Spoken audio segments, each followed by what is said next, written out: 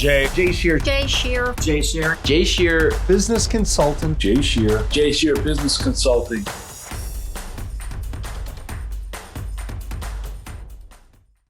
Welcome. I'm Jay Shear with Jay Shear Business Consulting. We build solid foundations for service-based businesses to grow and scale and achieve the results and success they deserve. And you've joined Business Minds Coffee Chat. What does it take to control your own destiny in an uncertain world? Is it possible for anyone to become a self-made millionaire? Well, on today's episode, we answer these questions and more. Our guest is a father, a dynamic entrepreneur and entrepreneur, best-selling author, keynote speaker, adjunct professor at USC, philanthropist, and is widely known as one of the world's leading experts on disruption and innovation. He's raised hundreds of millions of dollars for startups, advises Fortune 500 firms, transforms entire industries, revamps government institutions. He has an Emmy for creating video on demand, and for 3 decades continues to be at the forefront of global trends. Everyone from the Pope to the president calls on him to orchestrate positive change in this era of endless innovation. On top of all that, he's a watercolor artist and a magician. Please welcome the man who knows a thing or two about solving big problems for others, Jay Samit. Jay. Thanks for having me on the show, Jay. Absolutely. It's great to see you. Thank you so much for being here. I'm grateful for you. And I'm thrilled about the conversation we're going to have. I know it's going to be meaningful to so many. So let's dive right in. You know, Jay, I would love it if you would share part of your journey. Take us back in time a bit. What did you visualize for yourself in terms of your career and what kind of impact you would have? Really didn't. I bought into the society promise that you go to school, get good grades, and live happily ever after. And when I graduated college, there was a recession. There were no jobs. No one explained this opportunity. Nobody explained that the world was hard and didn't care that you were joining it. And I realized at that moment, I had 2 sons when I was young, and my motivation was I wanted a better life for them. So that's what gave me the motivation to keep going. But I realized in my first job application that if the job already existed, that means somebody else has done it, which means there's somebody with more experience, which means there's no reason why anybody should hire me. So very early on, my first insight was to do something that no one else is doing. Because if you do something unique, by definition, you were the best in the world at what you're doing. And since there's always new things in this era of endless innovation, there's always new opportunities for anyone to be the best in the world. And that's what I did in future-proofing you. I took a young man who grew up on welfare, an immigrant, and pointed him to be unique.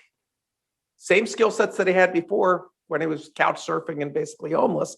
And spoiler alert, he became a self-made millionaire in 11 months. You only need 2 things to succeed: insight and perseverance. My kids were my motivation to have that perseverance. I was not going to let them down as a father. The insight, I can teach that. I've had college students do $100 million their first year. I have seen this again and again. If you would have told me that dozens of friends would become billionaires with a B, I didn't know what a millionaire growing up was, okay? I had no idea of how the world worked. And yet, now that I've seen it and the people that I've worked with are household names, we're 1 click away from 1 billion people. You only have to be right for a nanosecond to make money or change the world. And it all comes down to one basic thing. Entrepreneurs don't sell things, they solve things. If you solve for 5 people, you have friends. If you solve for 1 million, you have wealth. If you solve for 1 billion, you change history. You know, and I've been a part of teams that have done this again and again. And my apps and websites are used by billions of people. And I've run companies with hundreds of thousands of employees. But it all comes down to those 2 things. And they're within the grasp of everyone. So much to talk about and unpack in what you just said. And we're certainly going to be digging deep into the 12 truths that you outline in your latest book, Future Proofing You. There you go. And it's an outstanding book. And I want to go back to something very briefly. And that is, and it ties into the very first truth, which is around mindset. And this has been a topic that I've been fascinated with for years and spend time studying about mindset, have worked very hard to change my own mindset. That's a daily practice. But with all that you talk about and knowing that that's the number one truth, where did this mindset that you have today, where did that come from for you? How did you cultivate that? Was this part of your upbringing? Was it through mentorship? Help us understand where that came from for you, Jay Samet. Probably not the most politically correct answer, but I'm transparent and honest. When I went to college, I went to UCLA.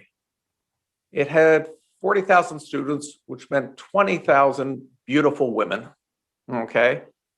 And some of my classmates are now famous movie stars and Miss Americas and stuff like that.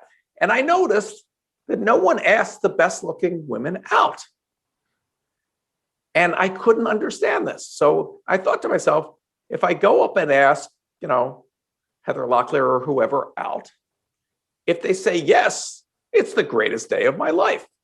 If they say no, nothing's changed.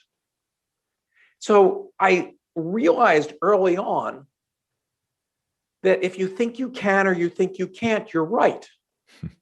And when someone says no to you, whether it's in that, hormone-laden, teenage years mindset, but when someone says no to you, they're not saying no, you can't. They're just saying no, you can't with them. So when you go to raise money with your startup and somebody tells you it's stupid, I don't want to work with you, that's your loss. You're not going to be part of the train that's leaving the station. I'll find somebody else. And that has served me through everything in life.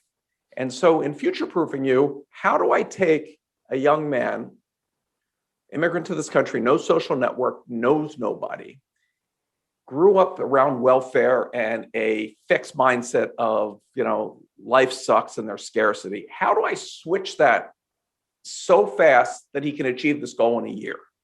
And so Vin Clancy, the young man, he didn't find out what I did until he read the book. In our very first meeting, I'm not proud of this fact, but it was important. I lied to him. And there's a psychological principle called the Pygmalion effect. A professor went to school, interviewed, tested all the kids, and told the teachers these 3 students would be super achievers, super learners. They would excel this year. And guess what? At the end of the year, those 3 kids killed it. The professor lied. He pulled 3 names out of a hat. But if you tell people they're special and you treat them special, they become special.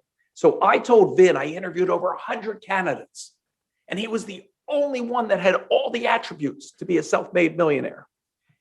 And though he didn't believe me, he thought if this old successful guy did it, believed it, I'll go along with it. He even wrote a note to himself that I put in the book that I didn't know that he wrote of, I don't believe this guy, but what else do I have to lose? When by the end of the first month, he had made $60,000, he could have walked to Europe across the ocean. I mean, that mindset was immovable. And what shocked me of the power of a mindset, when you do an experiment like this, as audacious as it is, there's many surprises. And the biggest surprise for me, middle of the year, his business got a sucker punch out of left field, something that wasn't his fault, nothing he could have predicted, but it was just waylaid. And so I'm thinking, okay, a guy who makes $500,000, that's not a bad thing. He's going to give up. I mean, the business is done for. And at the end of the month, when he came in for the session, the goal for that month was to make $100,000. And he came in dejected because he made $96,000. Wow. And I'm laughing inside. This guy's beating himself up. A year ago, he couldn't have imagined that. His parents couldn't have imagined earning. And it showed me the mindset. But what was more important, the way he achieved it was, okay, his business got kicked. So he learned that wouldn't work. So he instantly said, what will work? Not, I failed, I'm giving up. I've learned what doesn't work, so now I'll try something else. And that only strengthened his business and made him achieve more. And that's the power of that mindset. And you talk about you're working on it on yourself. I'll give everybody listening a little trick to do it, because motivation and mindset's kind of like a shower. You got to do it daily, okay? Right. I wake up every morning, and when I'm shaving and brushing my teeth, I say two things in the mirror. Today can be better than yesterday. And let me tell you, yesterday was a great day. And I have the power to make it so. And as silly and hippie tree hugging, chakra pyramid sitting as that sounds, what it really does is lights up the synaptic nerves. It releases endorphins. It gives the same feeling as drugs give people. It makes you more likable, more personable, more open to sales, more open to romance. You will sell more. You will have more opportunities appear, as opposed to that person that we've all worked with that comes into the office and goes, oh, the traffic, oh, the this, oh, the that. They wouldn't see opportunity if it was in their face, because opportunity was. That traffic was an opportunity. 3 guys were in traffic in Tel Aviv, not the worst traffic in the world. And it dawned on them, the phone company knows where my phone is, knows where the other driver's phone is. If it tells him to go left and me to go right, there's no traffic. That was Waze. Became billionaires without a penny in revenue. So obstacles are opportunities in disguise. If you have problems, you're halfway there to success. And you don't have to invent the flux capacitor. You don't have to, everybody overcomplicates it. One of my favorite stories in future-proofing you, every parent can relate to this. It's the middle of the week. It's a Wednesday night. It's 10 o'clock at night. Your daughter's sitting there making her poster board for her project for school tomorrow, and she messes it up. And she's crying, mommy, take me to the store, get me another sheet, da, da, da, da. And you relent, but you're not going back a third time. So before this mom gave her daughter the paper, she took a yardstick and made little light lines on it so the girl could write straight. Make a long story short, filed a patent, went to the biggest seller of poster board, and she makes about $5 million, no employees. It is that easy. What makes it easy is the infrastructure's in place to connect you to people.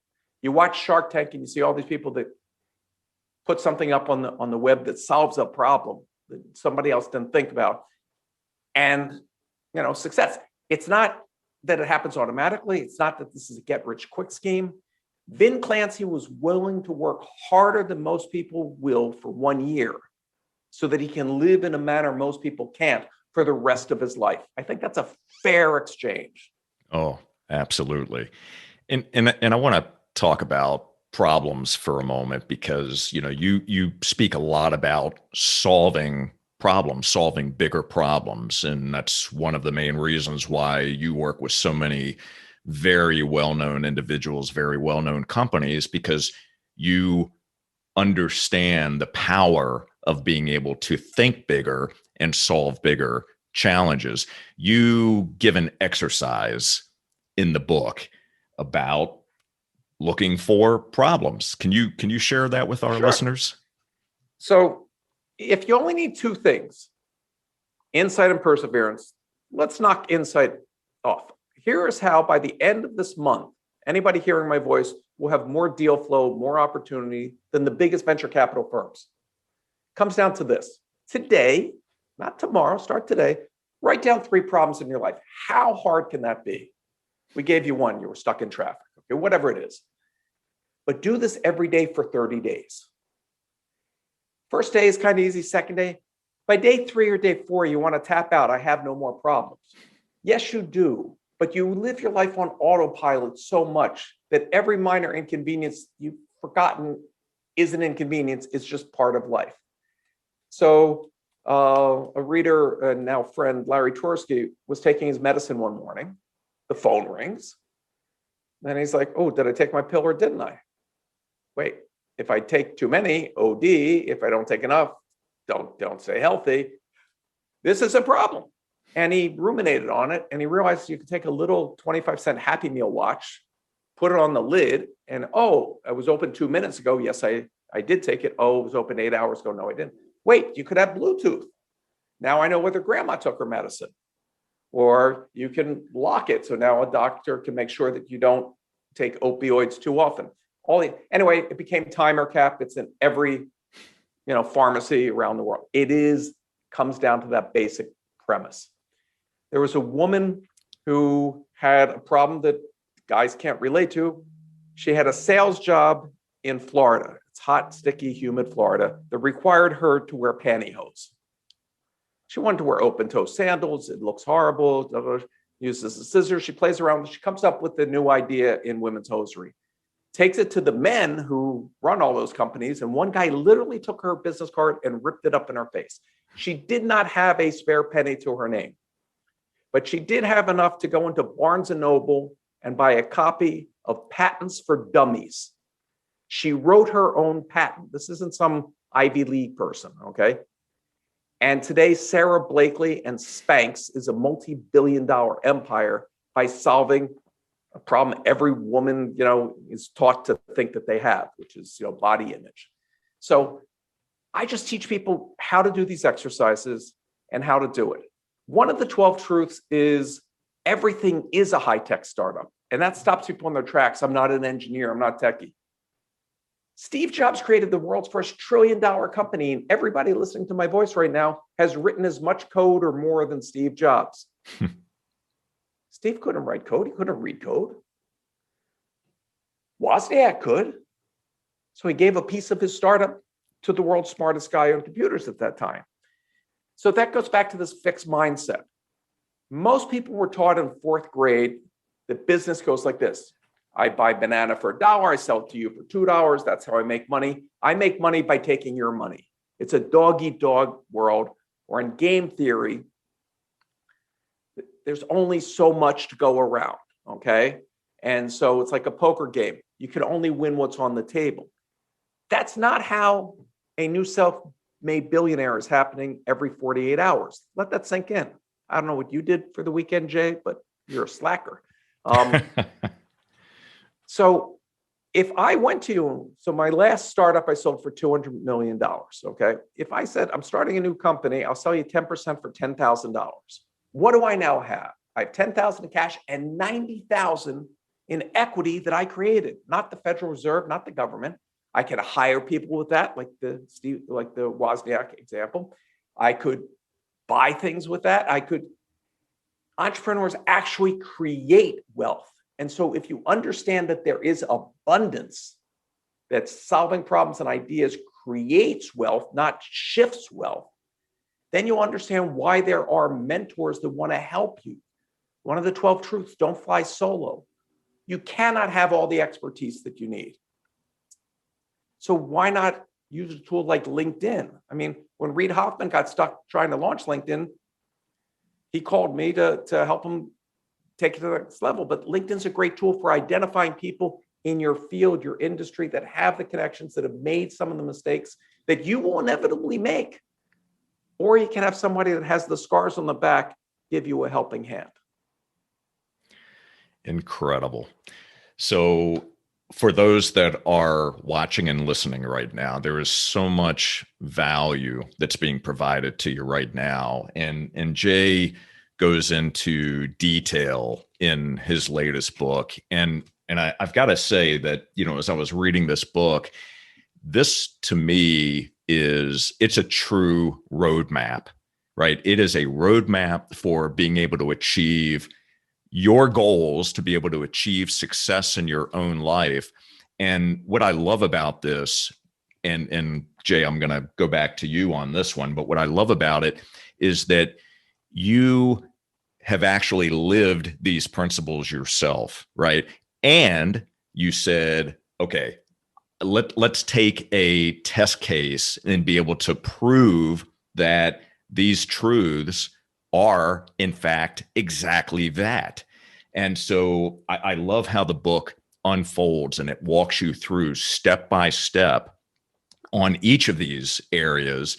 And it ties everything back to the story of Vin and how Jay was able to mentor him and guide him along to be able to create an amazing business, but without the connections, right? Without Jay provide the mentorship. But I think it's important that we realize that you did not, there's no funding here. There's no, let me give you access to my address book. Yep.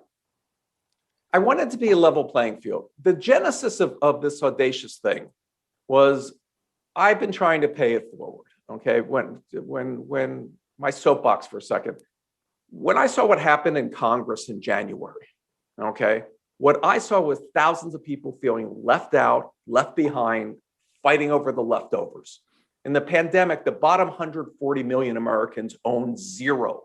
They actually have a negative net worth. Let that sink in for a second. Wow. The middle class has been eviscerated. At the same time, over the past year, the 150 wealthiest Americans doubled their net worth, not what they make in a year. They doubled their lifetime worth. When I wrote Disrupt You 5 years ago, Elon Musk was worth $5 billion. Pretty impressive. Made the book, and he's somebody I admire and have worked with. When I wrote Future Proofing You, he's now worth $200 billion. What did he do differently during the past 5 years? Okay. What can you learn from this? So without a middle class, you have no democracy. There's never been a war between two countries that have a McDonald's. So if you want to have peace and stability and a good life, we need to create more jobs. And half of all jobs will disappear in the US due to automation over the next 5 years. Wow. Everybody can see truck drivers, the number one job on tax returns, going away. We get autonomous vehicles. I stepped down recently as independent vice chair of Deloitte. Okay. Accounting is going to be software. Okay. Middle management is going to be software. Auditing is going to be software. Legal is mostly going to be software. So white collar jobs are going away too. So unless we teach people how to be successful entrepreneurs, what happens to our way of life?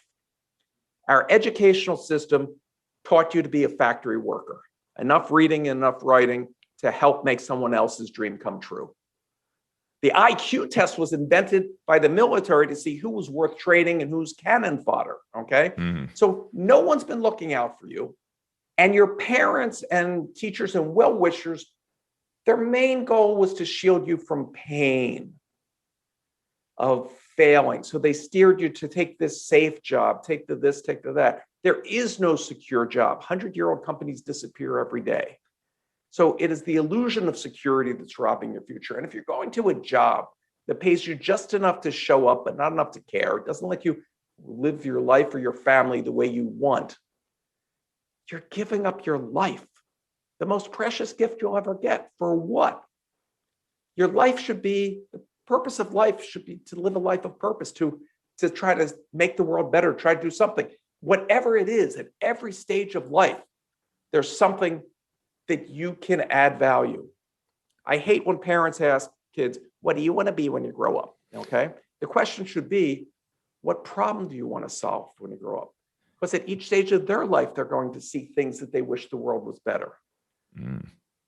And that's what I'm unleashing with people. So in Disrupt You, I was overwhelmed by something that never happened in my life.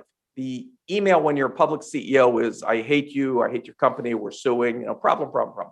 When you write the book that's in over a dozen languages, you hear from people all over the world how Disrupt You changed their lives.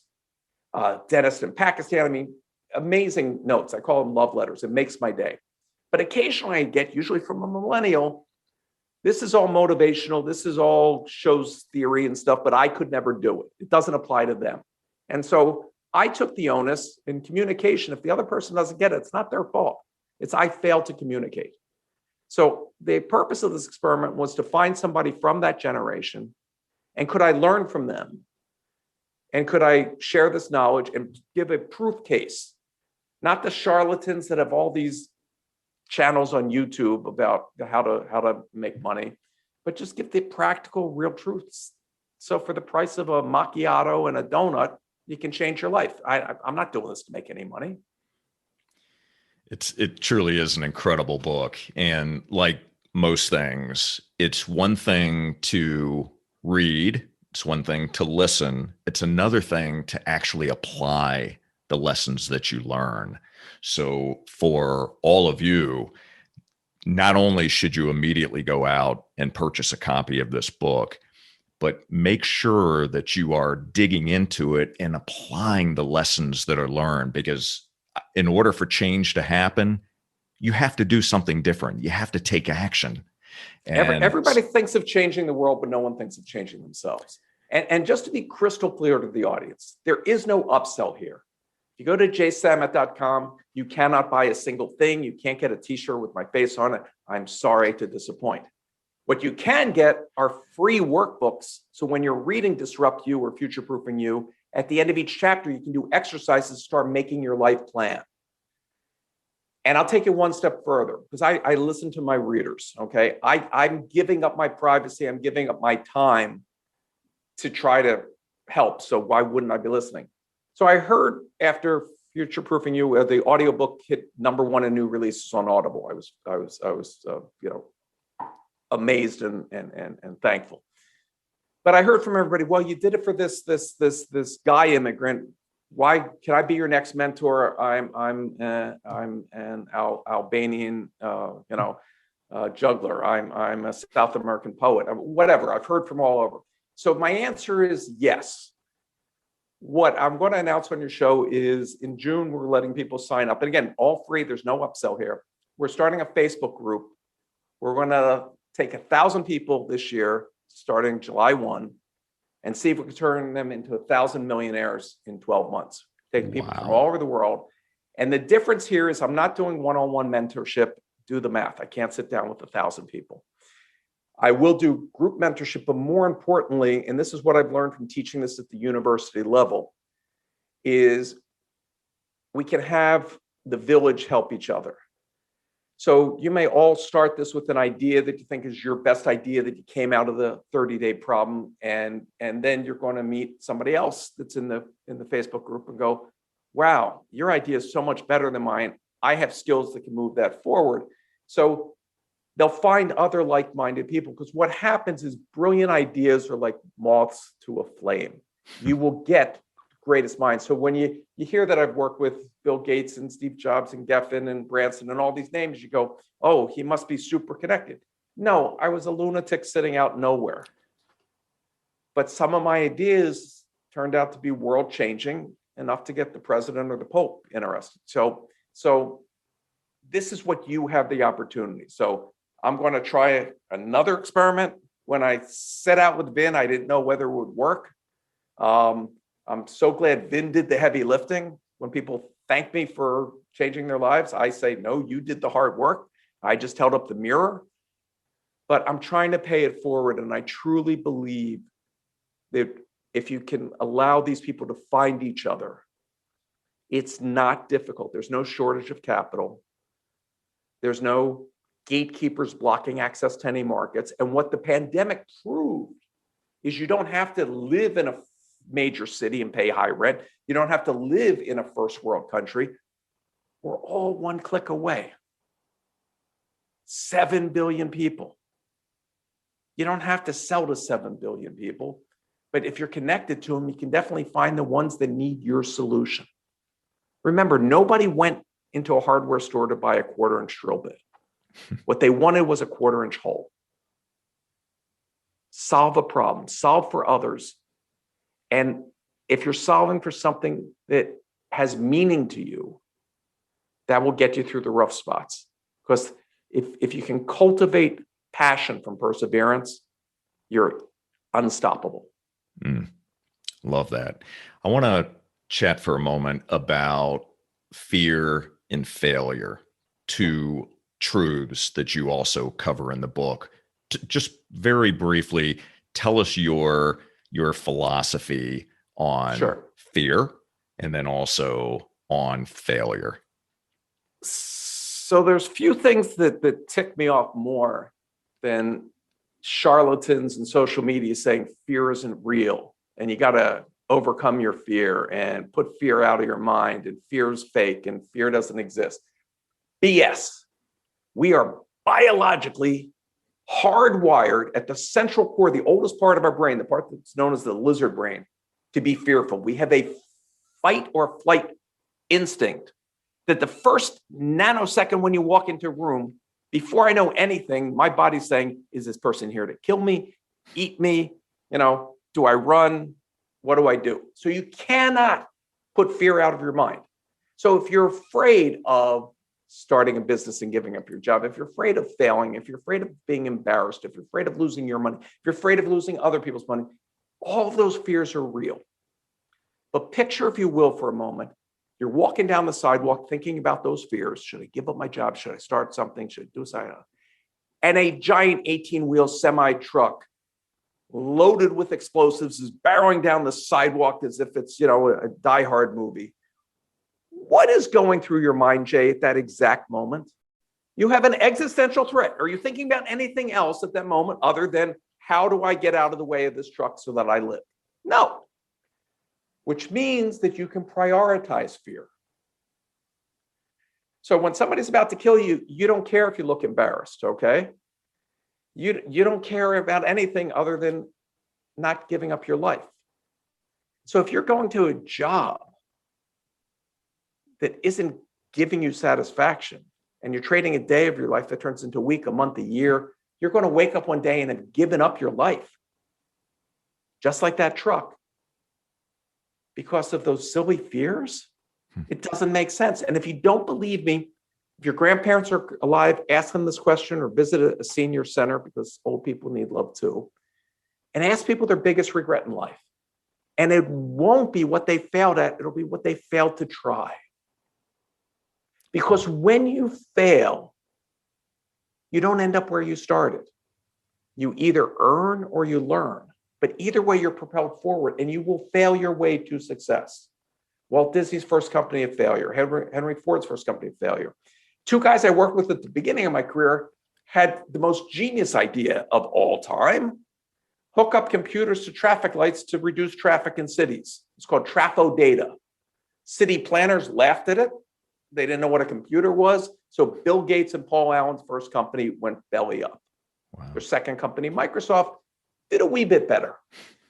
So don't beat yourself up. Whatever you're fighting about yesterday is not who you woke up with today. Today, you can be whatever person you want. No one's stopping you. So the second you learn, and that's what Disrupt You was about, to change that voice in your head that you were malleable, that because you didn't know 7 times 8 in the 3rd grade math, you think you're bad at math.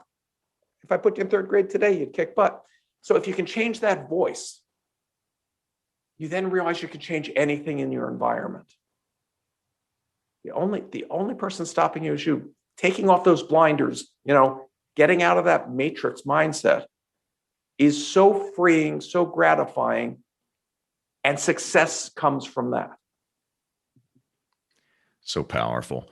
Jay, what are some things that you do to be able to pay more attention to that voice versus being on autopilot? Are there certain morning routines, whether it's meditation? I so wish I could meditate.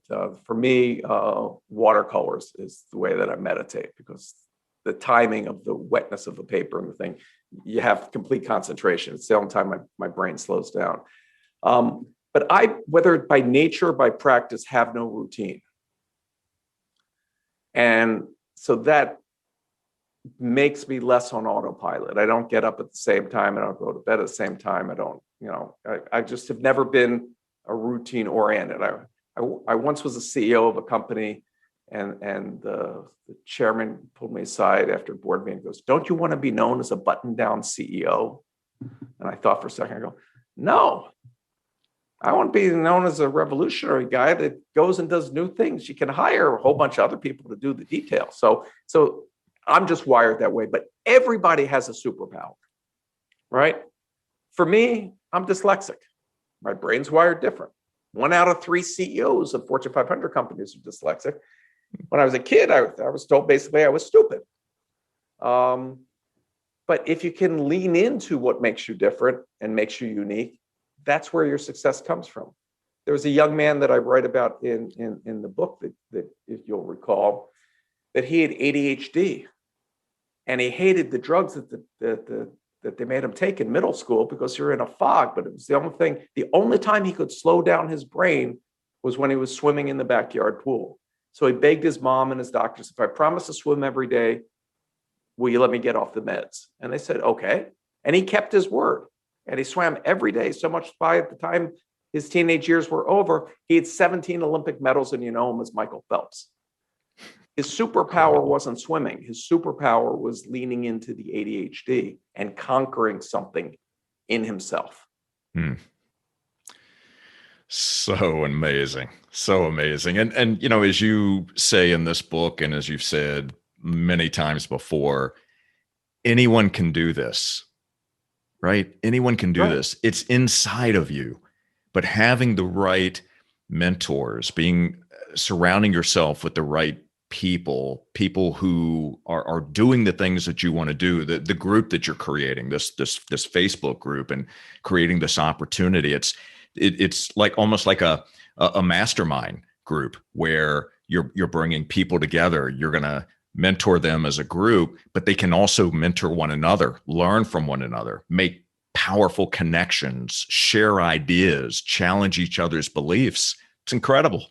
And obviously we're going to go ahead. And the more diverse that population, the more information exchange of, there may be a solution in one market that hasn't been in another market, very common. And so it's not that you have to invent anything from scratch. So much of what we see as inventions were things that were used somewhere else and just pivoted slightly, and it solves a new problem. Like, we learn this, again, I'm really critical of what we're taught in school because it creates this mindset that's unrealistic. That, we're taught, Gutenberg sat there and had this epiphany and, made the first printing press. Complete BS. Here's the story. 2,000 years ago, Greeks were probably getting arthritis from squeezing olives to make olive oil. And somebody made an olive press. Pretty simple. It took 1,500 years for somebody to say, if we made a bigger one, we wouldn't have to stomp on grapes and get sore feet. So in the year 1500, it was so much cheaper and so much less labor that everybody was making Riesling wines in Germany. So many people suddenly made wine. They made more wine that year when the population was nothing than they make today. So everybody went broke. So now there's all these used wine presses just sitting there. And Gutenberg looks out his window and goes, aha, I have a use for that. Okay? That's all that it is. And, there are so many of these, Play-Doh was wallpaper remover. Okay? It wasn't meant as a kid's toy. And you can go on and on. Silly putty was designed by the Defense Department when we couldn't get access to rubber during World War II. It's repurposing things. NASA has a whole website of patents that they have that are free for you to use. And you can take one and do something. A battery-operated wireless vacuum so that you could get dust off of the moon to bring back. That today is Dustbuster. Okay? So you don't have to cut something out of whole cloth. You just have to move it and solve a problem for someone that has a problem. Incredible. So the exercise that you gave us earlier in the conversation that we should be asking ourselves every day and writing these problems down, do that, right? Do that. That opens your mind. It opens your eyes to opportunities. And even though it may seem like it's difficult to do, keep pushing through, because that is where being able to solve bigger challenges, that's where that begins to germinate. And that's where I'm excited that in this group, that people will be transparent, be posting their list and be sharing their stuff and be iterating. Because here's the thing, no one's going to steal your idea, okay? It is so much work to do anything. You could yell your idea at Times Square and have no fear of it being stolen. Netflix. Netflix, nobody seems to remember. Yes, they conquered Blockbuster. But at the time they conquered Blockbuster and put them out of business, they were mailing DVDs in the mail. Right. Their long-term secret goal was to be an internet digital delivery company, and they kept it so secret, they named it Netflix, okay? When there was nothing that they were doing on the internet, and still their competition didn't see it.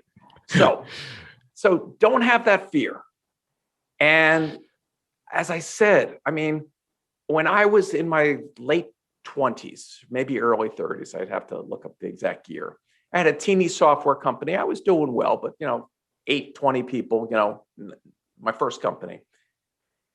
And it dawned on me when Mark Andreessen made the web on the internet that if we could give equal access, that every school could have the internet in it, everybody have equal access to knowledge. Yes, you could watch a hamster eating a mini taco, or you could learn something, but the choice would be individual versus, as compared to Brown versus the School of Education Supreme Court case, where poor neighborhoods had lousy schools because schools are funded by property taxes, which guarantees that the rich will have better educations and create a class and caste and racist system. So I wrote about this. I was no one. And one day I get a call from a guy doing a horrible Arkansas accent. And I embarrassed myself, making the president of the United States, Bill Clinton, prove that it was the president of the United States calling little old Jay, wanting me to solve this problem, right? So I say these things, and I'm transparent with all of my stupidity to let people know I'm not smarter than they are. I didn't grow up with any connections. And the people that you see, some of the household name billionaires are really, really smart people. And some of them, they can hire somebody to put their shoes on and tie them. But the point is, that didn't stop them from being successful. And deal structure we talk about in future proofing is something people don't understand. That even if you have a side hustle or whatever, as long as you're charging by the hour for something, you'll only make money when you're working. Let that think in. You'll never be wealthy. I have lots of friends that went to law school and the whole bit, and midlife they realize they're hourly employees. There's a maximum somebody's going to pay you per hour. You're not going to get rich from being a lawyer.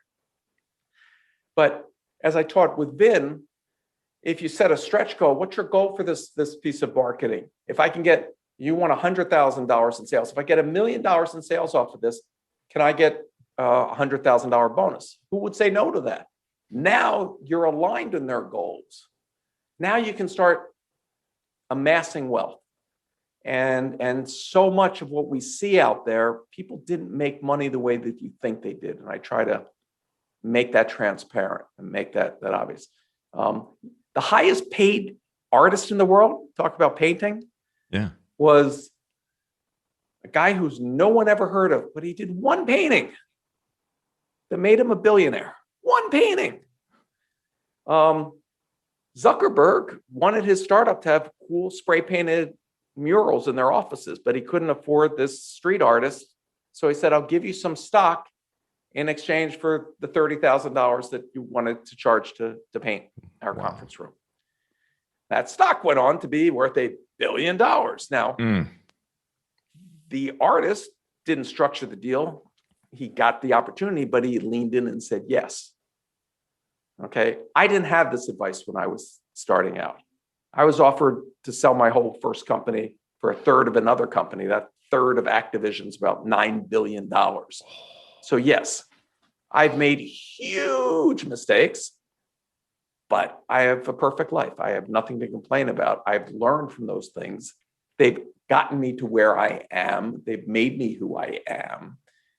And you cannot enjoy a rainbow unless you've been soaked in the rain. I mean, so life gives you these lemons, and yes, you can sell lemonade.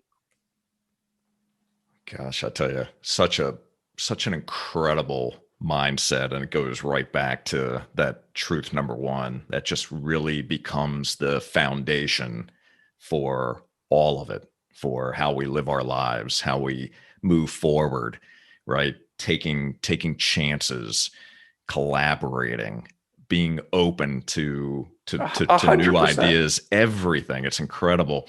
And I'll tell you one that happened since the book that completely shocked me. So Please. when the quarantine happened, I thought I'd be locked up 30 days, 60 days. I didn't realize how incompetent we'd be, that it would be go on. But I wanted to show people the silver lining, that if you didn't get this horrible plague and no one got sick or died, where's the silver lining? The silver lining was a gift of time. The January 2020, before the pandemic, I was in 4 continents, 12 countries. I mean, I live on an airplane speaking all over the world and trying to solve problems. Now I was going to be locked in the house. So I decided to open the kimono and for the first time, share with people my artwork. It was something that was personal to me. And I agreed that I would put a painting up every day on social media for 100 days. I did that just solely to show what you can do with this time. And so instead of watching the Tiger King or whatever, what came out of that shocked me. I heard from art agents. I heard from gallery owners. I ended up having a solo show in New York. I've had people buying my art. I am now a professional artist, something you would have dreamed of as a kid, but never had the guts to say that's how you make a living. And I got to tell you, it is shockingly gratifying and amazing, because when a gallery sells a piece of your art, they tell you who bought it. And the only way I can stay sane when I see the names is I go, I guess they had a space in their bathroom, right? I just can't picture, but that's what happens because we're interconnected when you put yourself out there and you just go for it. I love that you are able to express yourself that way through your art. And, as you mentioned a few minutes ago, that really becomes your meditation, right? Your space of peace and being able to express yourself in a different way. And for all of you that are watching and listening, and we're going to be linking to all of these different places in the show notes, but you have got to check out Jay's Instagram. And you'll see, just like he mentioned, you'll see all of these paintings, and you see from the very beginning of COVID, right? Day 1, day 2, and all these different paintings. And I tell you, and they're all over the board, right? I mean, your subject matter, I've seen different series that you've created, like the hot dog stand series and some of the others, and they're amazing. I mean, it's were you already? And I've got to touch on this. Were you already painting prior to COVID? I mean, was this something that had been part of you? I've been doing art since a little kid. Okay. I just didn't have the confidence or belief system or understand how the world worked to think that I could make a living as an artist. But I've always wanted to express, any which way. But yeah, so during COVID, things were, Black Lives Matter. I mean, so many things that I had to process in my head what was going on. And so my art was a reflection of that. When they were tearing down all the statues, I did one that I absolutely love. There's a statue of Ulysses S. Grant that's of Robert E. Lee that's very famous on the South on a horse. And so I did this bronze statue of General Lee covered with, pigeon shit. And sitting on top is a dove, a white dove. I mean, it just spoke to me of the moment, and other ones were, just honoring those that were making a difference or missing live music or, But what I also learned from posting it is I only get to paint half the painting. The other half is in the mind of the person looking at it. And so the stories and insights that people tell me that they get from my art, I can't claim that I had the same thoughts, or at least consciously, but when I see it through their eyes, I go, wow, So art's fun. I love that. I mentioned at the beginning of the show about you being a magician, and you actually put yourself through college through using or doing magic. Just very briefly, what is your passion around magic? Is there a specific type of magic that you enjoy? Card tricks, larger tricks? What is that all about? Where does that stem from? So I'm still a performing member of the Magic Castle.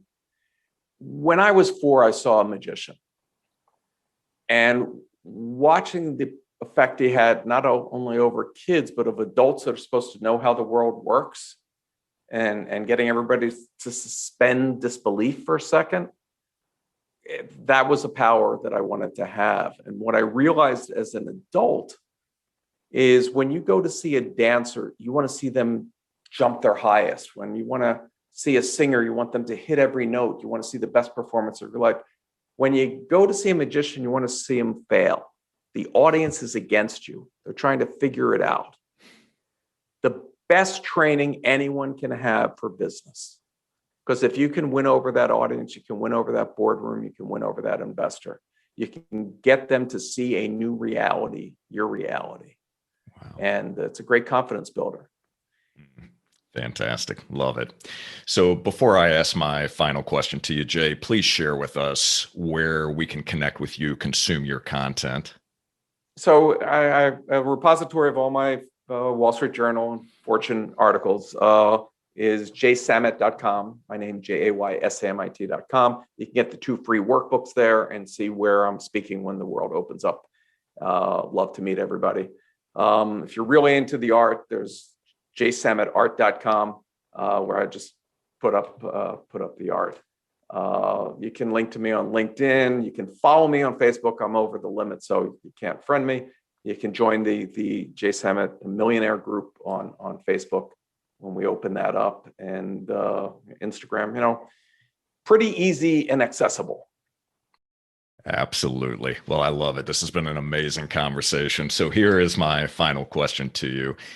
Jay, what is something that you believed about yourself early on that you found out wasn't true?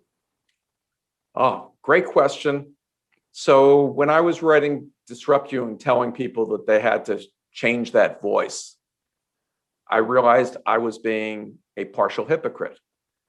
So when I was 4, for whatever reason, my mom wanted me out of the house already. So she forged my birth certificate. She hated that I put this in the book to make me older, which meant that when I went to school, I was always a year and a half smaller than everybody else, bullied and everything, horrible at sports compared to people that are biologically older. So I grew up hating anything having to do with sports. I mean, I still hold the state record in wrestling for getting both of my shoulders onto the mat before the other kid touched me. So I never participated, never watched. I don't follow teams. I just don't get it. I blurted out on me. So when I was writing the book, I'm like, I have to change that voice.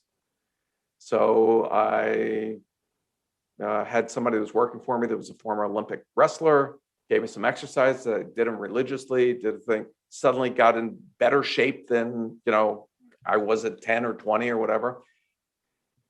Didn't find any, team that I was excited to go do a group sport, but fulfilled my wish of being a trapeze artist and teeterboard. If you've ever seen those guys that jump up and catch on the shoulders. And for a middle-aged guy, that was like silence that voice completely. Wow. Outstanding. Thank you for sharing that story with us. I appreciate that. And Jay, thank you so very much. You're an amazing human being. Thank you for bringing this book to life and Disrupt You and all the other incredible things that you're doing. We really do appreciate it, and just sharing of your knowledge and your wisdom to our audience. Thank you. I'm grateful. Thanks for sharing your audience, your time, and for all that you do to try to help people in this challenging world. Peace out. My pleasure. And for all of you, thank you so very much for watching and listening. And please take a moment to subscribe, rate, and review, and let Jay and me know what you thought of this episode. We would love it if you would share maybe a comment or two, something, a key takeaway from the episode. That would be outstanding. And I'll make sure that Jay receives a copy of that as well. And to enjoy more episodes and to learn how Jay Shear Business Consulting can help build a solid foundation for your service-based business, all you have to do is visit jayshearbusinessconsulting.com. And until next time, keep learning and growing. Go out and buy a copy of Future Proofing You and apply the lessons learned in this book to see changes in your life. And until next time, we will see you on the next Business Minds Coffee Chat. Jay Shear, Jay Shear, Jay Shear, Business Consultant, Jay Shear Business Consulting.